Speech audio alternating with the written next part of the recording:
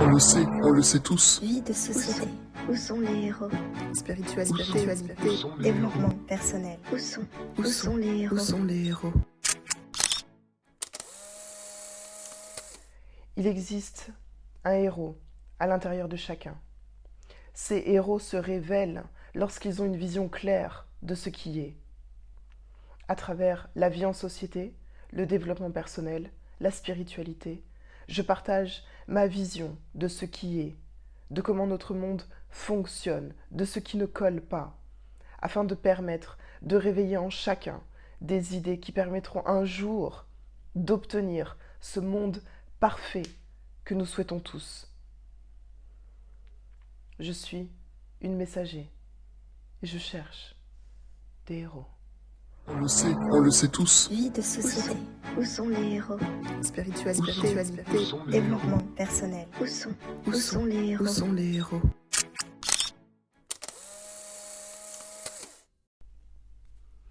Prendre aux riches et donner aux pauvres.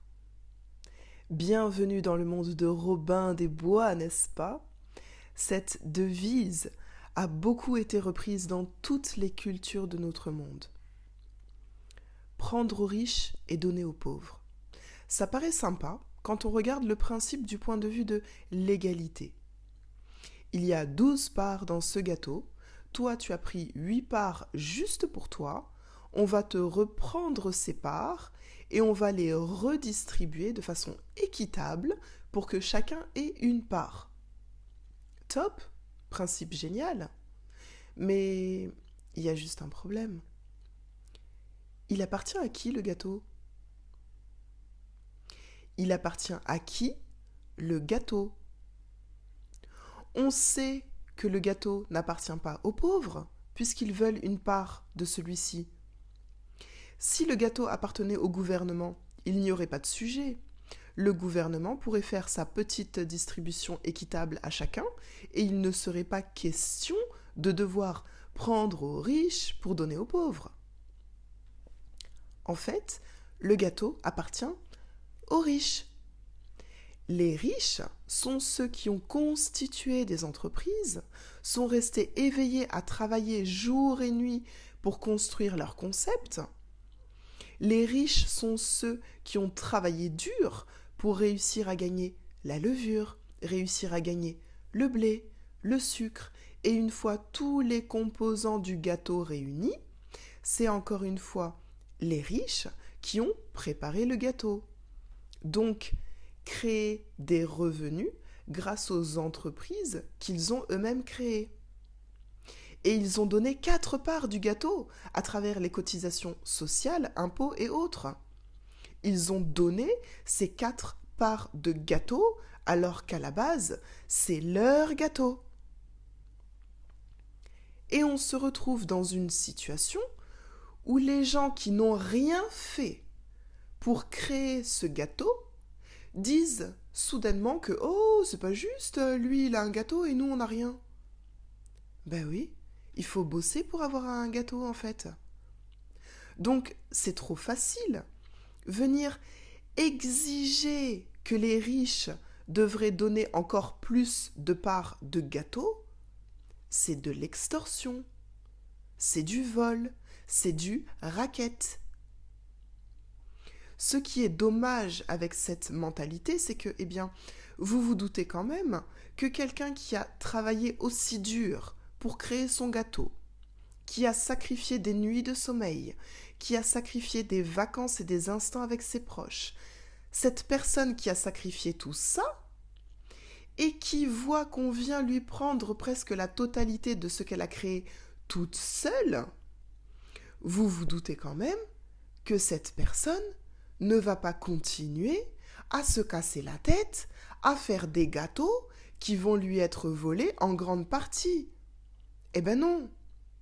Soit elle trouvera des façons pour empêcher les autres de venir la voler, soit elle ira faire ses gâteaux ailleurs. Et donc ce qui est dommage, c'est que du coup, prendre aux riches pour donner aux pauvres, ça donne pas trop envie d'être riche dans les pays qui ont ce discours. Et ce qui est encore plus dommage, c'est que ce sont des discours qui n'encouragent pas les gens à devenir riches. Et donc, comme ce sont les riches qui apportent de la richesse dans un pays, ça signifie que ces discours sont voués à créer une société de pauvres uniquement, où on finira par prendre de plus en plus aux classes moyennes. Ben oui, puisque les riches ne veulent plus se laisser faire. Et donc ce sont les classes moyennes qui vont finir par payer des impôts et des taxes dans tous les sens. Ah mais attendez, c'est déjà le cas ça. C'est déjà ce qu'il se passe actuellement pour les classes moyennes. Je sais que ça part d'une bonne intention de vouloir répartir les richesses de façon équitable entre tous.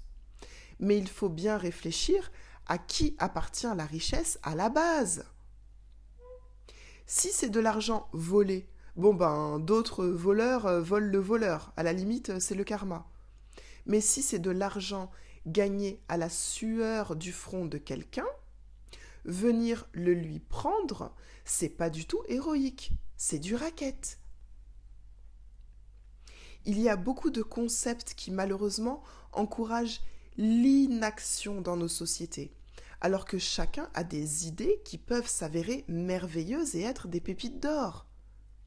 Chacun pourrait créer son propre gâteau. Mais si on fait croire aux gens qu'ils ont besoin d'aide, qu'ils ont besoin du gouvernement pour pouvoir avoir le minimum, c'est sûr qu'ils vont être frustrés. Les gens savent qu'ils méritent beaucoup plus, bien entendu. Donc, plutôt que de prendre à ceux qui se donnent les moyens de réussir, pourquoi ne pas plutôt encourager les gens à se donner les mêmes moyens et leur permettre de les atteindre?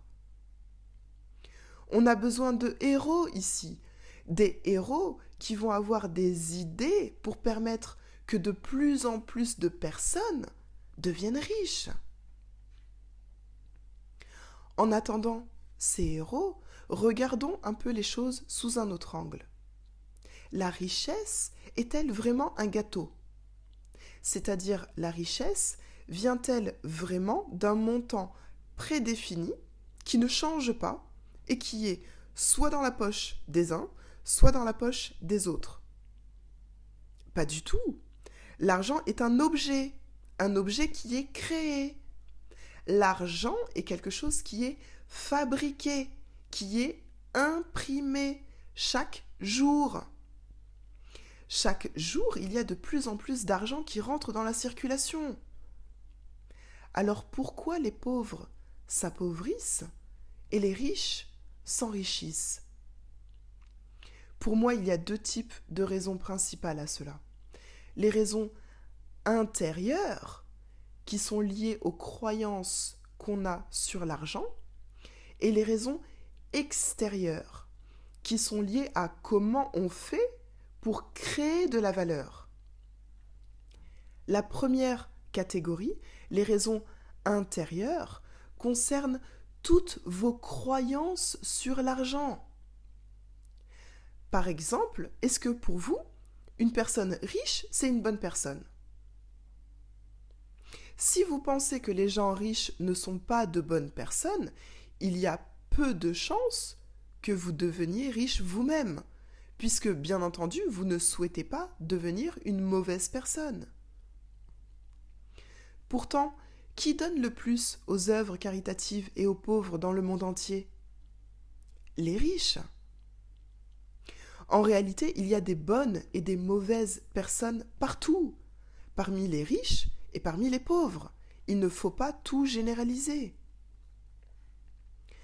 Ceci est juste un exemple, mais c'est important de faire face aux croyances qu'on peut avoir sur l'argent, car ces croyances vont refléter notre réalité financière. Croyez-vous que c'est dur de gagner de l'argent? Eh bien, c'est exactement ce que vous vivrez. Est-ce que vous dites souvent que l'argent n'est pas important? L'argent n'aura donc pas une place importante dans votre vie. vous pouvez reprendre le contrôle sur ces croyances petit à petit afin de construire de meilleures croyances qui vont vous permettre d'expérimenter une meilleure réalité. Passons à la deuxième catégorie, les raisons extérieures. Comment fait-on pour créer de la valeur? Là est la clé de ce que vous recevrez en échange. Demandez-vous quelle valeur ce que vous proposez ou ce que vous faites a pour les gens. Moins ça apportera de la valeur aux gens, moins les gens seront prêts à vous payer pour ça. En reprenant le contrôle sur vos croyances intérieures et en cherchant à créer plus de valeur pour les autres, vous pourrez commencer à penser et agir comme le font les riches. Et si on commençait maintenant? On le sait tous. Vie de société. Où sont les héros? Spiritualité. Développement personnel. Où sont les héros? les héros?